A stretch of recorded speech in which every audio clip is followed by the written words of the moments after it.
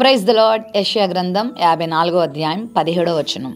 నీకు విరోధముగా రూపింపబడిన ఏ ఆయుధమునో వర్ధిల్లదు.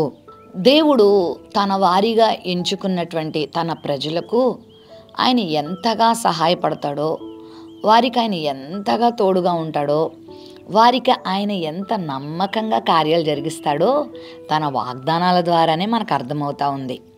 నీకు విరోధముగా రూపింపబడు ఏ ఆయుధము కూడా వర్ధిల్లదు అని చాలా డైరెక్ట్గా, చాలా స్పష్టంగా దేవుడు మనకు వాగ్దానం చేస్తున్నాడు.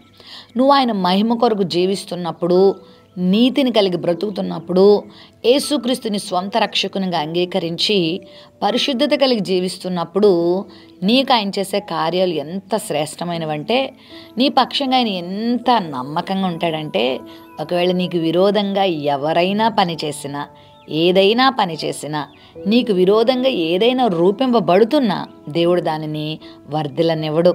బిలాము ఇశ్రాయేల్ ప్రజల్ని శపించడానికి బయలుదేరినప్పుడు బాలాకు అతను డబ్బిస్తానన్నాడు. అందుకు ఆశపడ్డాడు. వెళ్ళి శపించేద్దాం, నేనేదంటే అది నెరవేరిపోతుంది అనుకొని శపించబోతుంటే దేవుడు దాన్ని ఆశీర్వాదకరంగా మార్చేశాడు. అతని నోట్లో నుండి శాపాలు రావట్లేదు, ఆశీర్వాదాలు వస్తున్నాయి. దేవుడు తన బిడ్డల్ని శపించనివ్వలేదు. దేవుడు నీ మీద ఆశీర్వాదాన్ని ఉంచినప్పుడు ఎవ్వరూ నీకు ఏ కీడు చేయలేరు. నువ్వేం భయపడక్కర్లేదు. ఒకవేళ నీకు విరోధంగా ఎవరైనా పనిచేస్తున్నారా, నీకు విరోధంగా ఎవరైనా కుట్రలు పన్నుతున్నారా, పన్నాగాలు పన్నుతున్నారా, నీకు వేరుగా ఏమన్నా మాట్లాడుకుంటున్నారా, నిన్ను ఒక్కదానిగా చేసి నొక్కడిని చేసి నిన్ను బాధ పెట్టాలని, నిన్ను నష్టపరచాలని, నీకేమైనా కీడు చేయాలని వారు ప్రయత్నాలు చేస్తున్నారా, అవేం వర్కౌట్ అవ్వవు, అవేమి ఫలించవు. నువ్వేం భయపడకు. 10,000 మంది దండెత్తి నీ పక్కన మోహరించినా వారు నీకేం చేయలేరు. ఎందుకంటే ప్రభు నీ పక్షంగా ఉన్నాడు. ప్రభువు సెలవిస్తేనే కానీ, ప్రభు అనుమతిస్తేనే కానీ నీ తల వెంట్రుక రాలదనే విషయాన్ని గుర్తుపెట్టుకో. భయం వేస్తుందా? భయపడుతున్నావా? ఎదుటివారు, నీ శత్రువులు, నీ పొరుగువారు, నీ ఇంటివారు నిన్ను భయపెట్టడానికి ప్రయత్నాలు చేస్తున్నారా? నీకే కీడు కలగదు, నువ్వేం అవ్వవు. ప్రభు కాపుదల నీకుంది. ప్రభు ఇచ్చేటువంటి క్షేమము, ప్రభు యొక్క కనుదృష్టి నీ మీద ఉంది. అపాయం లేకుండా, కీడు లేకుండా ప్రభు నిన్ను కాపాడతారు.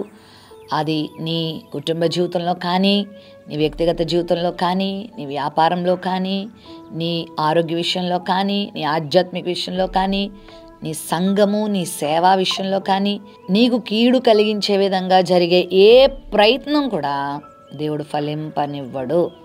దేవుడు దానిని రూపుమాపుతాడు. దేవుడే దానిని తొలగిస్తాడు. దేవుడే నిన్ను కాపాడతాడు. ప్రేమ నమ్మకం కలిగిన మా తండ్రి, నీ బిడ్డలమైన మాయడల మీరు కలిగి ఉన్న ప్రేమ, శ్రద్ధ, బాధ్యత, కాపుదలను బట్టి నీకు వందనాలు.